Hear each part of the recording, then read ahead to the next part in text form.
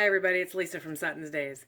Whew, it's been a day today. So Coco, we had to take her in to get her spayed, and I'm kind of just worrying over my puppy. She's fine, she's home, but you worry just the same. So tonight's going to be kind of an easy dinner, kind of a quick dinner, and a comfort food all at the same time.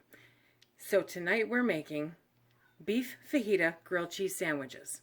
This is going to be so good. And the best part is that it really is just simple, easy, no-brainer kind of meal, okay? This is what you're going to need for this, because we're going to make our own fajita seasoning. You need chili powder. I'm looking at the jars. You need chili powder, you need cumin, you need onion powder, you need garlic powder, you need cayenne, and you need paprika and salt. Okay, that's what we're going to use to make the fajita seasoning. Then you're going to need a small onion and a sweet pepper. Your choice of color, doesn't matter. And you're going to cut those up into strips. Okay, and then for the beef, you can pull out any kind of beef that you want, some kind of strip, just an inexpensive piece of meat, or because I'm running really behind today, I'm going to end up using the beef slices from Thrive. So I'm going to get some of those refreshing in some water while we walk through the process of making the fajita seasoning. Okay, so first I'm going to get the beef going. Now I've already dipped into this can, and this is awesome. They're freeze-dried pieces of beef, okay? And the nice part is they're already chunked up. I don't have to do anything else. So we don't need a lot because it's homemade bread that didn't rise as much as I would like it to. So that honestly should do us, okay? And then I'm going to just run some hot tap water. And honestly, the heat is just my preference. It's not necessary. And we're going to fill that jar. Okay. I'm just going to use a spoon. Oh, there we go. To push it back down. The water is just because that's my water, guys. I have very hard water, and it has a lot of gas in it. Okay, so it's softened here, which means, it's got the salt in it, but it's not the reverse osmosis. So you can still kind of taste the well. But there you go. Okay, so while that beef is doing that, we're going to dice up the onion. We're not going to use the whole onion, but we will use probably about half of it.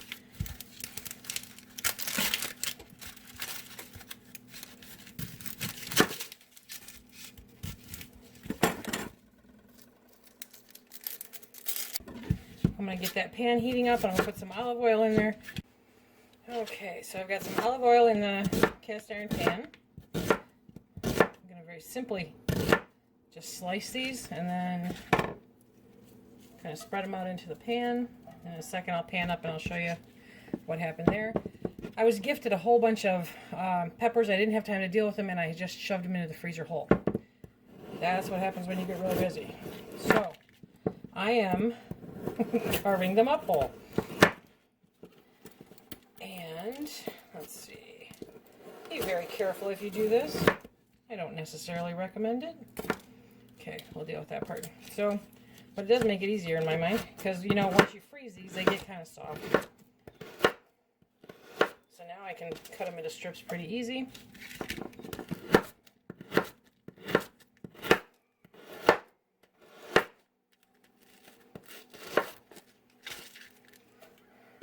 I mean, a true chef's worst nightmare. But this is real life. Okay, so I have that pepper, I have that half onion. I'm going to get these out of the way. Excuse all the other stuff because we're baking bread and cookies and all that, so I keep the towels around in order to cover the bread while it rises. Okay, so these are heating. Now we're going to make our seasoning mix. Okay, so you just put it in the mason jar. It's the easiest way to do it. And you're going to need a quarter cup of chili powder. So that is 4 tablespoons of chili powder, okay? And then 2 tablespoons of salt. I'll add that in a couple minutes. Okay, 2 tablespoons of paprika. Oh my gosh, this has been one of those days. 2 tablespoons of paprika. This is just a plain, I think this is Hungarian paprika because that's what I had handy when I grabbed it. 2 tablespoons of garlic powder.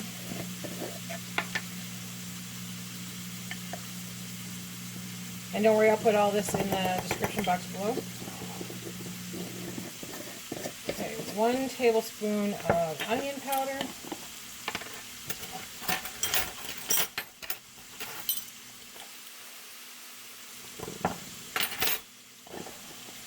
And then cayenne, 1 teaspoon or less, or more, depending on your taste. Okay, and then the salt was 2 tablespoons. So 2 tablespoons of salt. Now, if you think that might be too much salt for you, then by all means add it a little bit at a time. Keep testing it. Okay, so I'm going to screw a lid on here and then give that a good shake. I did not add the cayenne, if you were watching. I did not add the cayenne because I don't want it. Oh, wait a minute. I missed one. I missed the cumin. I missed the cumin, you guys. Cumin. 2 tablespoons of cumin. I knew I missed one. Knew it was just too easy. Look at that. 2 tablespoons. Sweet. Okay, now we put it in there and we mix it up.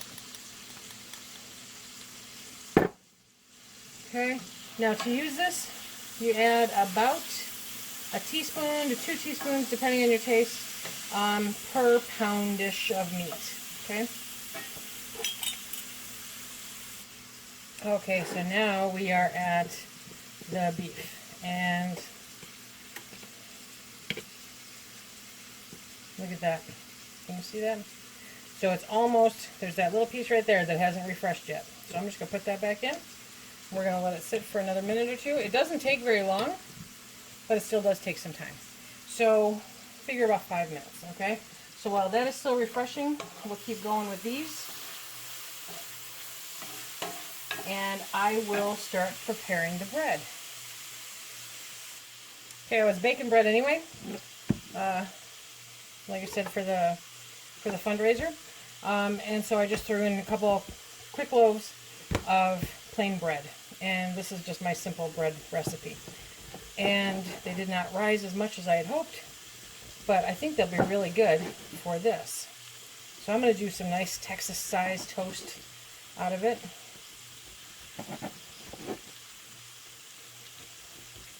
It smells amazing. Okay, we'll tuck that to the side. And then we're going to butter these. Yes, my life is mason jars. There really is. So we're going to butter these on one side. Okay. And then put it like jelly sides together. Okay. And that'll keep it good until we get to it.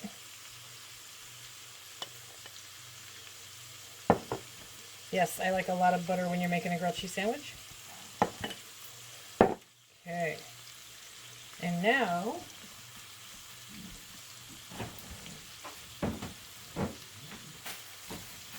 we got some provolone. You can use Monterey Jack. You can use Munster. We're using provolone. And I don't know about your deli, but our deli, I asked them to slice it on setting number 4, which is, from what I understand, the standard. Okay, now I'm going to do 2 pieces on each sandwich, and I'm just going to set it here for convenience, but when I go to assemble the sandwich, this is actually going to go on the other side. I want to sandwich the good stuff inside. Okay, I just turned the heat up on the onions and the peppers. We're going to get those a little more translucent on the onions, and then we'll know that we're ready. And in the meantime, I'm also going to make some room here and drain off the water. And we're going to take that beef and put it in there. Yes, I'm sauteing freeze-dried beef. Okay, so I'm going to do about a teaspoon-ish of the mix, the fajita mix. I'm going to mix it all in there.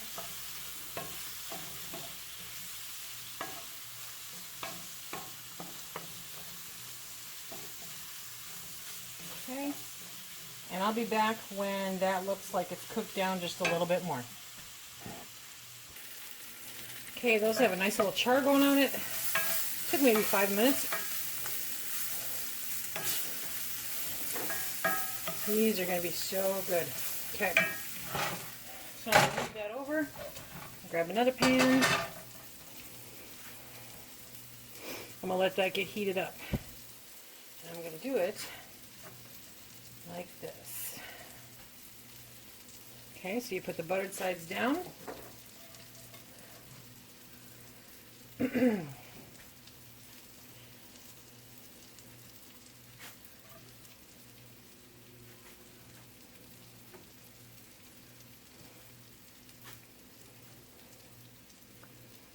And the easiest way for me to do this is to grab the tongs. So,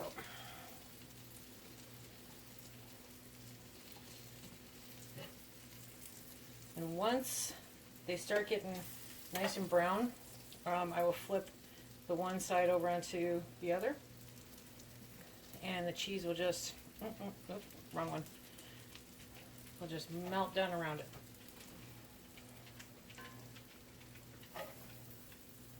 There we go.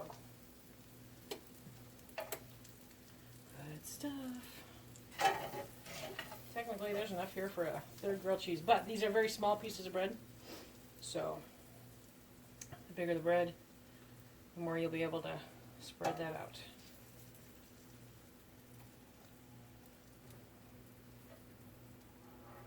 Okay. Let's let these heat up, get nice and golden brown. Almost forgot to turn the camera back on. Okay. Look at how nice and toasty those are getting.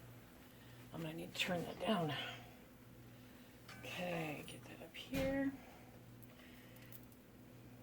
Okay. Hot, hot, hot, hot. Okay. Yep. Missed that one. There we go.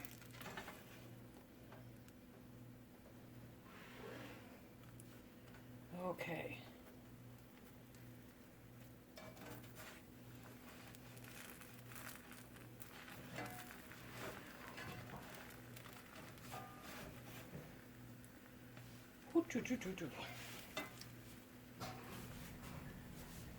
Okay, I turned it off, and of course it flipped beautifully.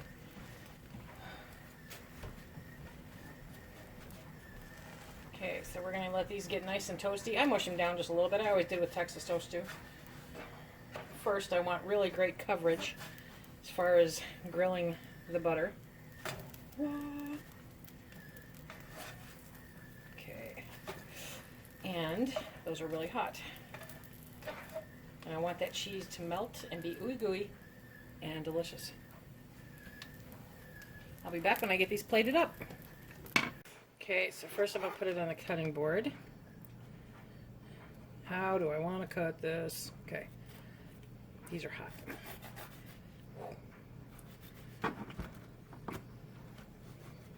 Okay, and then we're going to take it over to the plate.